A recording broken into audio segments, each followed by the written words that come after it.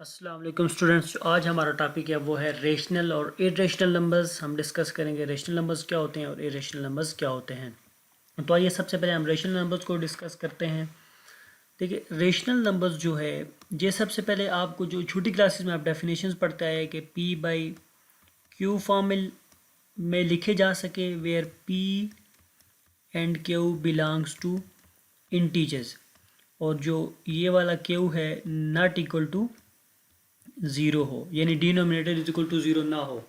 ये P by Q form में लिखे जाने वाले नंबर्स होते हैं रेशनल्स, और रेशनल्स को आप किससे डिनोट करते हैं? क्यू से। अब एक तो ये डेफिनेशन होगी, ये पी बाई क्यू फॉर्म में आप लिख सकते हैं, ये छोटी क्लास में पढ़ते हैं। लेकिन हायर एजुकेशन में बड़ी क्लासेस के अंदर आप इसकी डेफिनेशन कुछ यूँ पढ़ते हैं कि आपका टर्मिनेटिंग, ये टर्मिनेटिंग है, और नॉन टर्मिनेटिंग एंड रिकरिंग।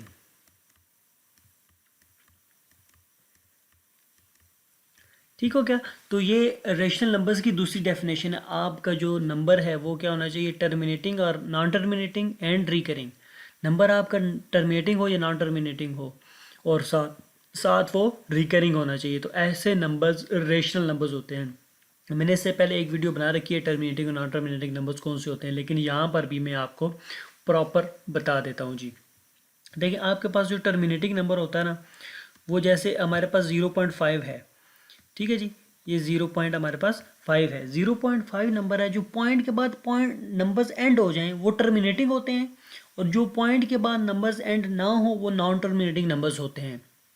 तो अब चूंकि ये 0.5 एक टर्मिनेटिंग नंबर है, और ये देखें हमारे पास मैं लेट कर रहा हूँ 1/3 है। 1/3 ये पी बाई क्यू फॉर्म में भी लिखा हुआ है। 1 और 3 जो है वो इंटीजर्स को बिलोंग भी करते हैं। ये एक तो डेफिनेशन कंप्लीट कर गया। अब दूसरी डेफिनेशन देखते हैं हम कि क्या दूसरी भी इसको फुलफिल कर रहा है। तो 1/3 देखें, 1/3 को आप कैसे लिख सकते हैं? 0.3333 अप टू सो ऑन। तो आपका जो नंबर है वो टर्मिनेटिंग या नॉन टर्मिनेटिंग हो। अब यहाँ पर ये 0.333 अप टू सो ऑन, ये एक नॉन टर्मिनेटिंग नंबर हो गया। ठीक है, अब हमने देखना है कि ये रिकरिंग है या नॉन रिकरिंग है। तो रिकरिंग है क्योंकि ये पॉइंट्स के बाद अगर ये एक सीक्वेंस के साथ चल रहा हो तो ये एक रिकरिंग नंबर होता है, यानी 0.33 फिर 33। तो इस तरह एक सीक्वेंस के साथ ये नंबर चल रहा है। तो ये हो जाएगा आपके पास कौन सा नंबर हो जाएगा जी? Recurring number. यहाँ पर मैं एक लाइन लाइन ले लेता हूँ, इरेशनल नंबर्स की डेफिनेशन लिखता हूँ, इधर रेशनल की लिखी हुई है, दोनों का कंपैरिजन करेंगे तो देखते जाएंगे कौन सा नंबर रेशनल और कौन सा इरेशनल है। इस तरह आपकी अंडरस्टैंडिंग और ज़्यादा अच्छी हो जाएगी। आपका जो इरेशनल नंबर है उसको किससे डिनोट करते हैं जी? क्यू से। और ये पी बाई क्यू फॉर्म में ना लिखे जाएं। ठीक हो गया? ये पी बाई क्यू फॉर्म में नहीं लिखे जा सकते, वो वाले होते हैं इरेशनल नंबर्स। और इनकी जो दूसरी डेफिनेशन है वो ये है कि आपका नंबर जो है वो नॉन टर्मिनेटिंग हो, प्लस दूसरी कंडीशन होनी चाहिए कि नॉन रिकरिंग हो। नॉन रिकरिंग नंबर्स होने चाहिए। ठीक हो गया? तो देखें, अब नॉन टर्मिनेटिंग और नॉन रिकरिंग, यहाँ पर टर्मिनेटिंग और नॉन टर्मिनेटिंग दोनों आ सकते हैं, और यहाँ पर रिकरिंग, यानी इनमें डिफरेंस क्या है? रिकरिंग और नॉन रिकरिंग का जो मेन डिफरेंस है। और यहाँ पर सिर्फ आपके पास आ सकते हैं नॉन टर्मिनेटिंग नंबर्स। तो अब देखें, हमारे पास एक नंबर है, कोई नंबर हम ले लेते हैं 22/7। तो 22/7 इसको हम p बाई क्यू फॉर्म में लिखा हुआ है, ये रेशनल नंबर होना चाहिए। लेकिन अब हम जो असल हमारे पास डेफिनेशन है terminating, non terminating, recurring, non recurring, इसके लिहाज से हम देखेंगे ये रेशनल है या इरेशनल नंबर है। तो देखें, जो 22/7 है इसको हम कैसे लिख सकते हैं?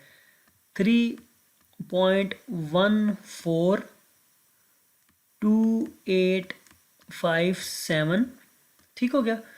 142857 अप टू सो ऑन।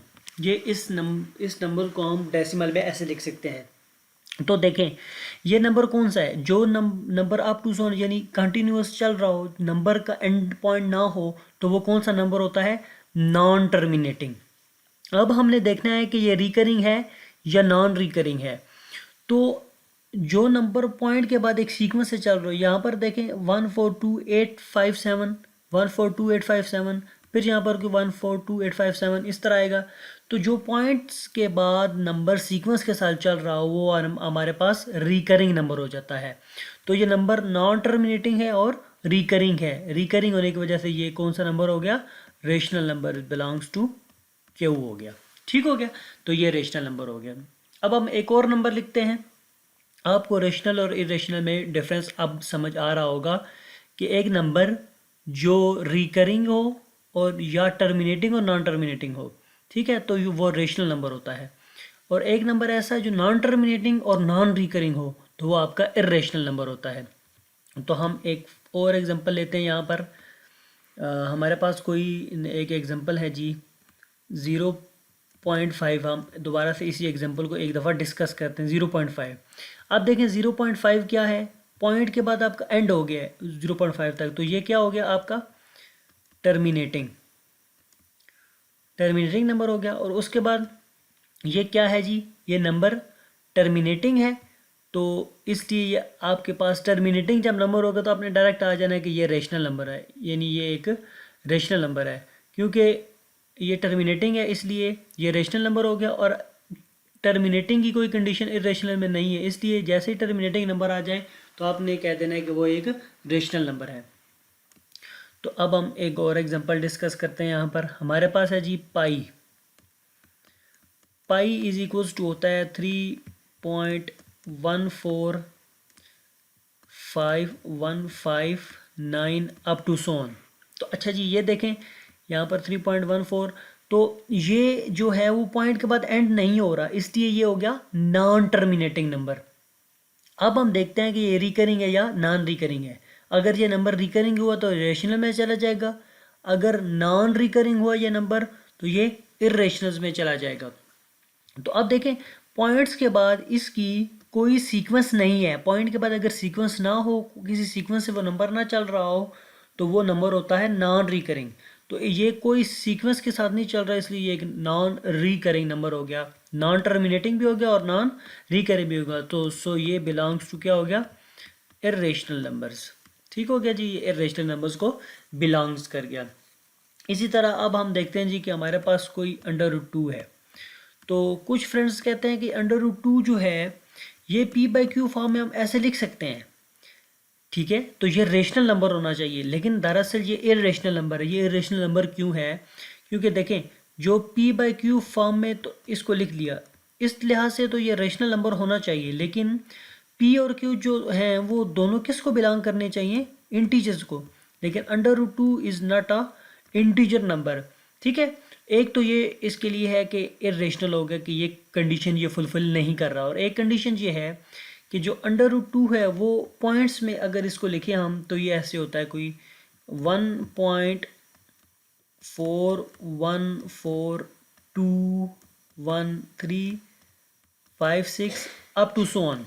तो अब देखें ये कौन सा नंबर है, ये नॉन टर्मिनेटिंग है क्योंकि ये अप टू सो ऑन ये नंबर चल रहा है, कोई एंड पॉइंट नहीं है इसका, ये नॉन टर्मिनेटिंग हो गया। प्लस अब देखें पॉइंट के बाद इसकी कोई किसी किस्म का कोई सीक्वेंस नहीं है, नंबर्स में कोई सीक्वेंस नहीं चल रहा, तो इसलिए ये पॉइंट ये जो नंबर है ये क्या हो जाएगा, नॉन रिकरिंग भी हो जाएगा। तो ये non terminating non recurring numbers कौन से होते हैं जी, यहाँ पर इरेशनल नंबर्स होते हैं। ठीक है, तो ये होप सो ये वाला आपको पॉइंट समझ आया होगा। अब मैं आपको एक बुक की तरफ लेकर जाता हूँ, बुक मेरे पास है, उससे हम कुछ एग्जांपल्स को देखते हैं, उसको बाकायदा डिस्कस करते हैं जी।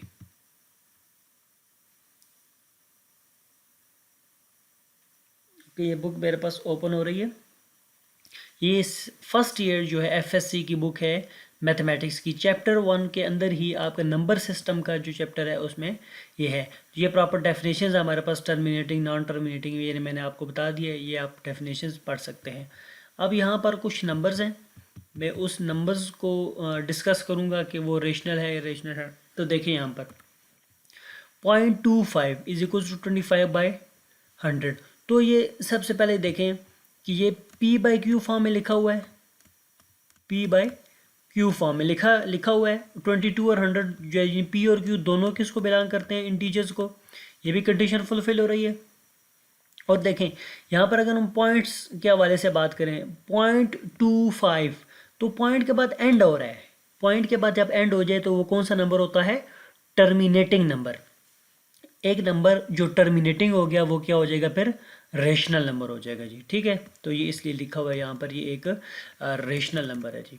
ठीक है, ओके। अब हम देखते हैं जी कि ये दूसरा point number 2 0.333 up to so on is equal to 1/3।